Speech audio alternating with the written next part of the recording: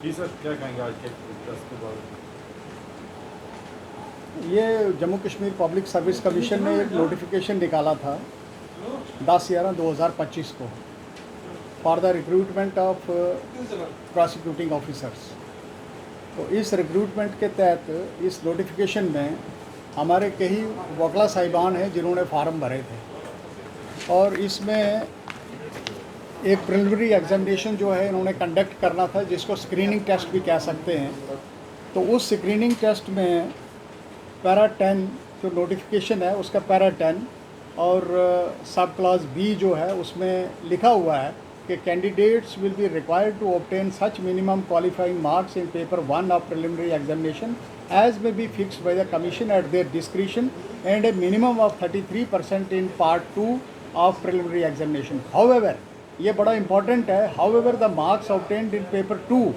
Being of qualifying nature will not be counted for drawing the merit list for admission to the main examination. Only those candidates who are declared by the commission to have qualified in the preliminary examination will be eligible for admission to the main examination, provided they are otherwise eligible for admission to the main examination. इसमें सारे बच्चों का ये grievance है जो इसमें participate कर रहे थे कि जो पेपर 2 आया है it is not of that standard जो कि क्वालिफाइंग नेचर का होना चाहिए। इसमें बड़े डिफ़िकल्ट इन्होंने क्वेश्चंस डाले थे जो खास करके जो मैनेजमेंट के लिए हो सकते थे, जो बैंकिंग एग्जामिनेशन के लिए हो सकते थे, लेकिन प्रोसिक्यूटिंग जो ऑफिसर बनने हैं कोर्ट में उनके लिए नहीं है। तो हमारा ये मुतालबा है और इन बच्चों की तरफ से हमें रिप्रेजेंटेशंस मिले हैं, तो हमारा मुतालबा है ये पब्लिक सर्विस कमीशन से कि इस पेपर को या तो रिव्यू करें, री एग्जामिनेशन करें, या इन बच्चों को डिक्लेयर करें कि they are qualified in that. इन्होंने जब हमें रिप्रेजेंटेशन दी थी, हमने रिप्रेजेंटेशन जो है चीफ मिनिस्टर साहब को, गवर्नर साहब को, chief justice Jammu Kashmir high court को, सबको हमने फॉरवर्ड की है विद ए रिकमेंडेशन कि इनका जो ग्रीवेंस है वो बड़ा जेन्युइन है, तो इसको कंसिडर करें। और टिल सच टाइम ये कंसिडर नहीं होता है तो मेन एग्जामिनेशन जो इन्होंने 6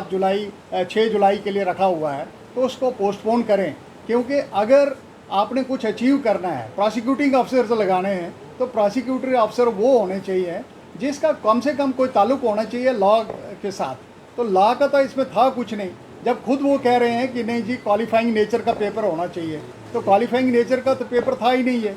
और अगर ये कहते हैं कि अगर इसके काउंट नहीं मार्क्स होने कहीं तो they should be declared as qualified, तो इनको भी पार्टिसिपेट करने के लिए बोलें, इनको भी पार्टिसिपेट करवाएं despite the fact that they themselves admit that it is of qualifying nature. तो मुझे लगता है कि इनका ग्रीवेंस जो है बड़ा जेन्युइन है, तो इस पर हमें दोबारा बात करने की ज़रूरत मुझे लगता है नहीं महसूस होनी चाहिए, क्योंकि बड़ा जेन्युइन ग्राउंड है इनका। हमने ऑलरेडी बार एसोसिएशन की तरफ से रिकमेंडेशन किया है और इसमें लॉ ग्रेजुएट्स जो हैं वो प्रोसिक्यूटिंग ऑफिसर्स लगने चाहिए, क्योंकि ये पोस्टिंग उन्हीं के लिए बनी है। ये जो पेपर इन्होंने सेट किया था वो बैंकिंग के लिए था,